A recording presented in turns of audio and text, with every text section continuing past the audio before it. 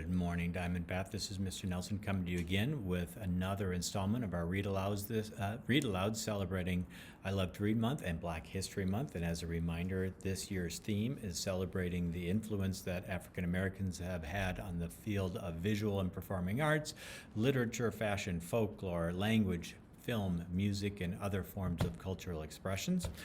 We have read two books thus far this month.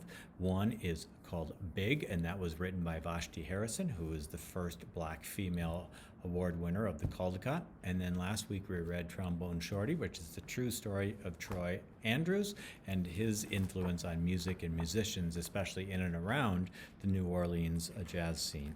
So this week's book is about young artists. It's called The Last Two Crayons. It's written by Leah Freeman Haskin and illustrated by Shantala Robinson. Sienna always looked forward to art class. She would play Pollock with paints, design stained glass windows with collage, and construct wild, three-eyed monsters out of paper mache.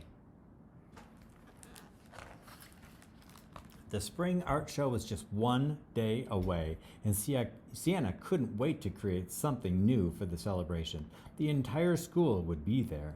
"Quiet down, class," Miss Graham said, placing a handful of crayons on the table. "Now, take your pick. There's enough for everyone." Within seconds, Jordan swiped all the pinks and purples. Andy snatched green and black. Then Lucy grabbed red like her bow and fiery orange to match her hair. By the time Sienna got to the table, there were only two colors left, dark brown and light brown.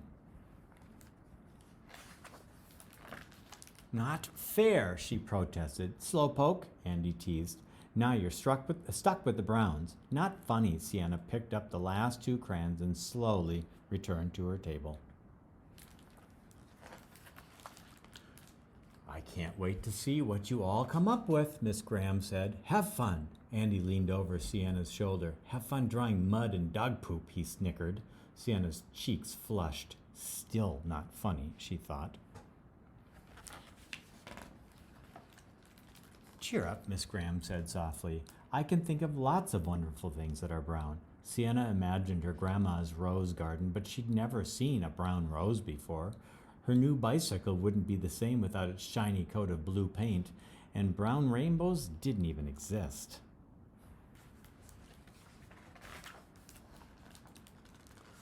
"Chocolate ice cream on a cone is my favorite," Jordan said, scribbling a soaring purple butterfly. "Actually, chocolate anything is my favorite."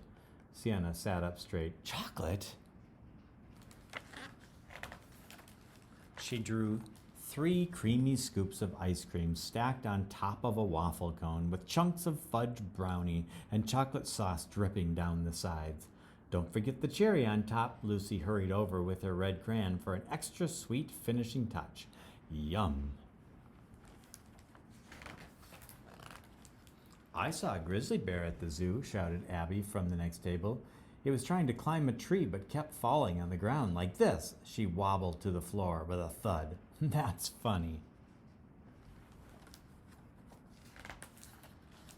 Sienna drew a grizzly bear. It was climbing a giant tree trunk with a beehive inside and licking honey from its paws.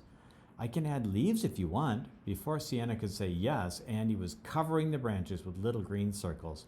Not bad, Sienna thought, but she needed something extra special for the art show. She turned to her classmates for more ideas. Jordan was busy creating a wave of fluttering wings. Lucy was lost in a maze of spiraling lollipops, and Andy was now focused on tearing the wrappers off his crayons. "Just 10 minutes left," Miss Graham announced. Sienna closed her eyes.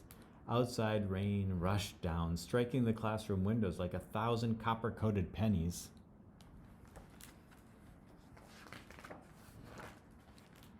Sienna's mind drifted to a rainy Sunday afternoon at home. She could feel the warmth of her mother's lap and her favorite cotton quilt, the cup of hot cocoa against her fingertips, and the comfort of her mother's words. "No matter what anyone says, brown is a beautiful color."